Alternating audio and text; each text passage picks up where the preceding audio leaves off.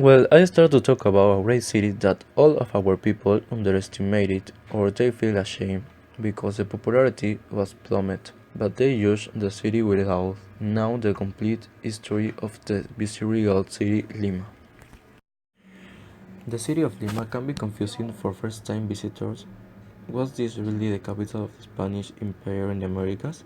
The viceregal city seems like a disorderly mess in some areas or a pleasant residential place in others, but going to the square arms is traveling back in time and down to the historic heart of the Peruvian capital.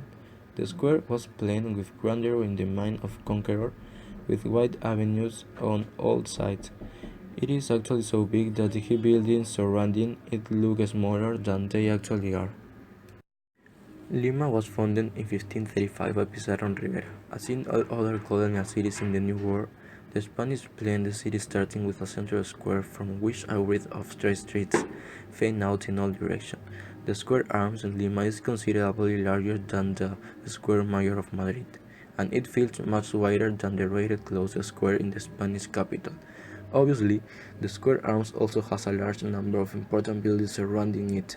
The Cathedral of Lima, the Palace of the Archbishop, the Government Palace, and the Municipal Palace are among the landmarks defining the square arms. Obviously, the buildings surrounding the square arms of interest, but so is the square itself. Once used for the market, bullfights, and hangings, it now mostly offers a place to rest for the citizens. The bronze fountain in the middle of the square, made in 1650, is the oldest part of the entire square arms. The buildings we see now are knockoff. They were either restored after earthquakes or replaced by newer ones. It is an elaborate work of art, surrounded by flowers and protected by a cast iron chain. From here, four paved stretches run in all directions with plenty of benches where one can have a rest. Flower beds everywhere, giving the square a colorful look. The square arm is also good for people watching. Here you can see businessmen in their suits and with shiny shoes sitting on a bench. Photographers looking for customer printing out their last shots on portable printers. Thus, the official function of the square is balanced by the everyday people using it.